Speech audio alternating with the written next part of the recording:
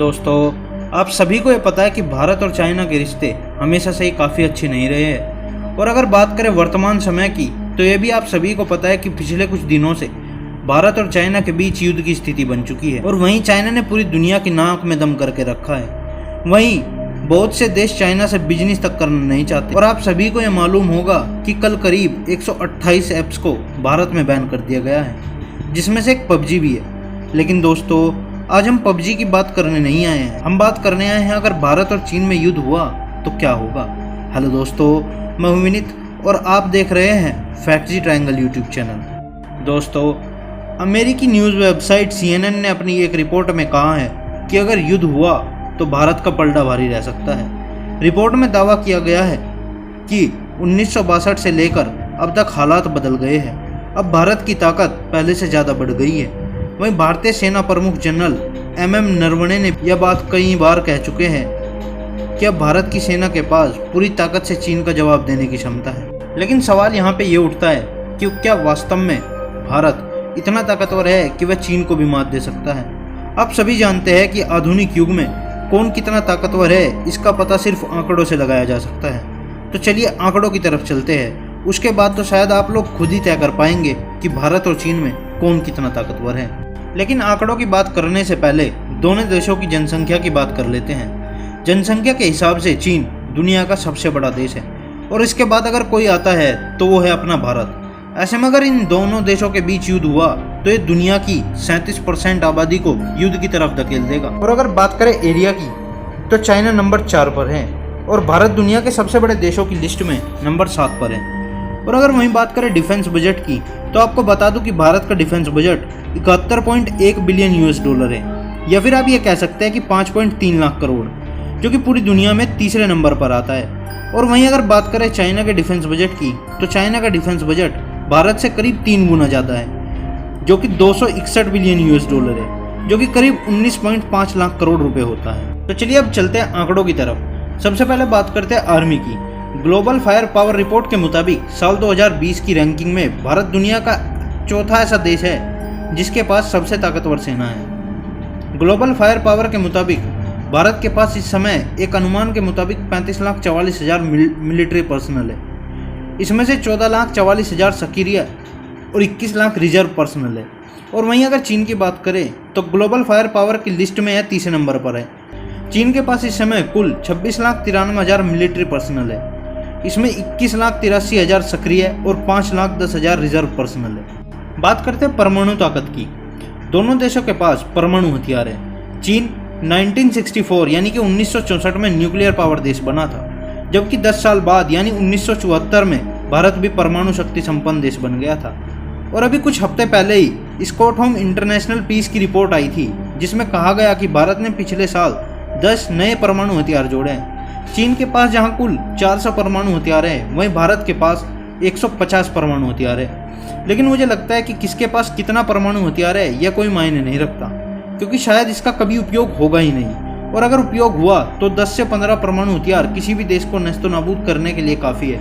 और फिर आगे क्या होगा ये तो सिर्फ भगवान ही जाने। तो चलिए बात करते हैं एयरफोर्स की। ग्लोबल फायर पावर के अनुसार विमान शक्ति में चीन तीसरे और भारत चौथे स्थान पर है। चीन के पास कुल 3210 विमान हैं। इसकी तुलना में भारत के पास 2428 विमान हैं, जिसमें 5 राफेल विमान भी है। सबसे महत्वपूर्ण बात यह है कि चीन के पास भारत के मुकाबले में 2 गुना लड़ाकू और इंटरसेप्टर विमान हैं। और अगर वहीं बात करें टैंक्स की, तो ग्लोबल फायर पावर के अनुसार टैंकों के लिहाज से देखें तो भारत के पास 4200 से अधिक टैंक है और चीन के पास 3200 टैंक है। बात करें बैलिस्टिक मिसाइल की, तो बैलिस्टिक मिसाइल में भी चाइना भारत को मार देता हुआ नजर आता है। हालिया आंकड़ों के अनुसार चीन के पास भारत से 10 गुना ज़्यादा रॉकेट प्रोजेक्टर है। वहीं भारत की बात करें तो भारत के पास अग्नि 1, अग्नि 2, अग्नि 3, अग्नि 4 और अग्नि 5 जैसी लॉन्ग रेंज मिसाइल है, जिनकी रेंज 900 से 5500 किलोमीटर तक की है। इन मिसाइलों की जद में चीन के अधिकतर शहर आ जाते हैं। और DRDO 150 किलोमीटर की रेंज की बैलिस्टिक मिसाइल पृथ्वी 1 और 250 किलोमीटर की रेंज की पृथ्वी 2 का परीक्षण कर रहा है। वहीं चीन के पास विभिन्न बैलिस्टिक मिसाइलें हैं, जिनमें छोटी दूरी की मिसाइलों से लेकर अंतर महाद्वीप बैलिस्टिक मिसाइलों तक शामिल है। इनके अलावा इंडिया के पास 235 सेल्फ प्रोपेल्ड आर्टिलरी और 4060 फील्ड आर्टिलरी है, और वहीं चाइना के पास 3800 सेल्फ यानी कि 3800 सेल्फ प्रोपेल्ड आर्टिलरी और 3600 फील्ड आर्टिलरी है।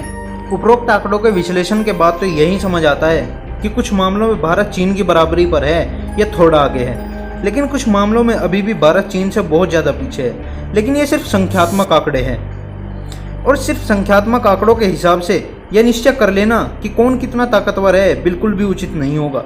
इसलिए उनकी गुणवत्ता एवं अन्य पर भी नज़र डाल लेते हैं। भारत के पास ज़्यादातर हथियार रूस, अमेरिका, फ्रांस, इजराइल से आयात किए हुए हैं, जो कि काफ़ी अच्छी गुणवत्ता वाले हैं। वहीं चीन के पास जो भी हथियार है वो सारे हथियार चीन ने खुद उत्पादित किए हैं और हम सबको पता है कि चीनी सामान की गुणवत्ता क्या होती है, क्योंकि आपने जरूर सुना होगा कि अरे चाइनीज सामान है कितना दिन टिकेगा। चीनी आर्मी एयरफोर्स के पास 8 एयरबेस है, लेकिन ज़्यादातर सिविलियन एयरफील्ड है। कहा जाता है कि चीन को यहाँ हमला करने में दिक्कत हो सकती है। तिब्बत और जिंगयांग के एयरबेस काफ़ी ऊंचाई पर है। इसके अलावा खराब मौसम के चलते चीन के एयरक्राफ्ट ज़्यादा गोला बारूद और ईंधन के साथ उड़ान नहीं भर सकते। भारत के मिराज 2000 और Su-30 जेट किसी भी मौसम में उड़ान भर सकते हैं, जबकि चीन के जेट J-10 में इतनी ताकत नहीं है। युद्ध जरूरी नहीं कि वही जीते जिसके पास ज़्यादा हथियार हो। अच्छी रणनीति, वीरता और युद्ध कौशल भी बहुत बड़ी भूमिका अदा करता है और इस मामले में भारतीय सेना अव्वल है। भारतीय सेना के पास युद्ध लड़ने का अनुभव चीनी सैनिकों की तुलना में काफ़ी ज़्यादा है, क्योंकि भारतीय सेना हर दिन छोटे मोटे आतंकी हमलों एवं नक्सलियों से निपटती रहती है। अगर पूर्ण रूप से युद्ध होता है और काफ़ी लंबे समय तक चलेगा तो एक समय ऐसा आएगा कि चीन की तरफ से कोई लड़ने वाला नहीं बचेगा, क्योंकि चीन में वन चाइल्ड पॉलिसी चीन के लिए अभिशाप साबित होगी। अगर दोनों देशों के बीच युद्ध होता है तो मुझे लगता है America, Japan, Israel, Taiwan, south Korea, Australia एवं कुछ यूरोपीय देश प्रत्यक्ष या परोक्ष रूप से भारत का समर्थन करेंगे। वहीं चीन को शायद पाकिस्तान या कुछ अन्य छोटे छोटे देश समर्थन कर सकते हैं। मुझे लगता है रूस किसी का भी पक्ष नहीं लेगा और वो युद्ध को रोकने के लिए मध्यस्थता का काम कर सकता है। और अब हम भारतीयों का भी दायित्व बनता है कि हम लोग चीनी उत्पादों का बहिष्कार करें और चीन को आर्थिक रूप से कमजोर बनाने एवं भारतीय उत्पादों का उपयोग कर भारत को आर्थिक रूप से मजबूत बनाने में अपना सहयोग करें। तो दोस्तों, आज के लिए बस इतना ही। और अगर आपको ये वीडियो पसंद आई हो तो इसे लाइक करने के साथ साथ अपने फैमिली और फ्रेंड्स के साथ शेयर जरूर करना। और अगर आप नए हो इस चैनल पर तो ऐसे ही इंटरेस्टिंग वीडियोज़ को देखने के लिए चैनल को सब्सक्राइब करने के साथ साथ नोटिफिकेशन बेल को भी ऑन कर देना, ताकि आप देख सकें हमारा वीडियो सबसे पहले। तब तक के लिए बाय और मिलते हैं नेक्स्ट वीडियो में।